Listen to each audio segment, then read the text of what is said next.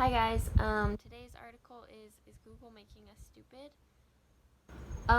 So this article talks about like how technology has affected the way that we think, and it kind of talks about our minds slowly fading away.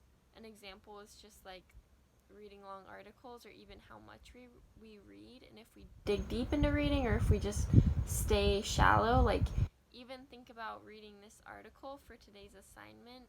Did you have trouble concentrating? Did you feel like you needed to check your phone? Did you feel like you wanted to jump to headlines, like that kind of stuff? One thing that's pointed out is Marshall McLuhan points out how like media aren't just passive channels of information. They supply the stuff of thought, but they also shape the process of thought. So they are not just feeding us what we think about, but they change the way that we think. So that's kind of what we want to focus on here, is how Google and other technology changes not only what we think about, but the way that we think and that whole process. So it talks about different technologies. First, writing. A lot of people, when people started writing a lot, they're like, oh, like our memories aren't going to be as good.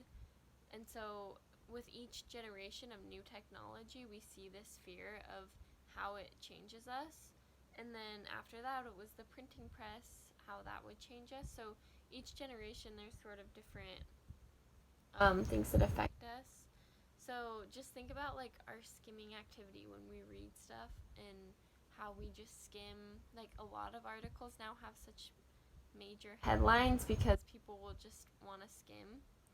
Um, and an important quote, I think, is that we aren't just what we read, but how we read, and that is super important. Like, how it affects our education, it affects so many different aspects of how we think in our thinking process. Like Nietzsche, I think I said that right. I should know.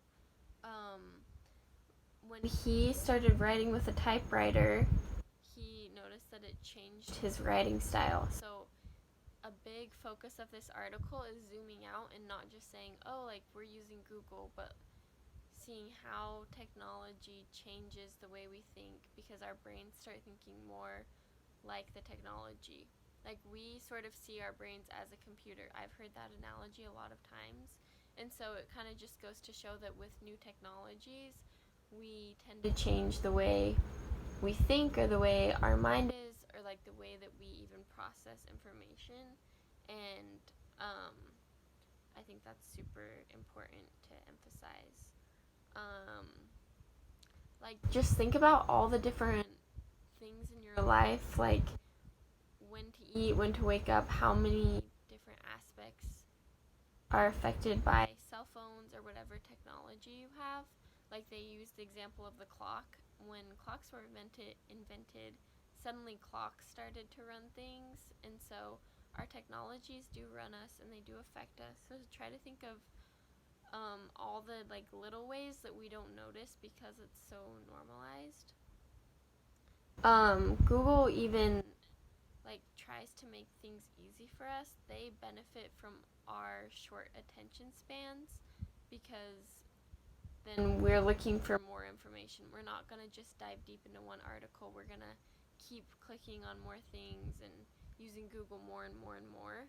And an interesting theme in this article is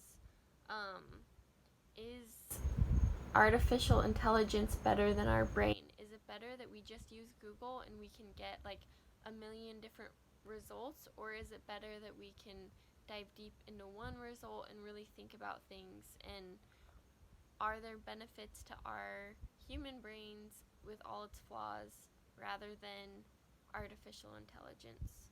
Um, yeah.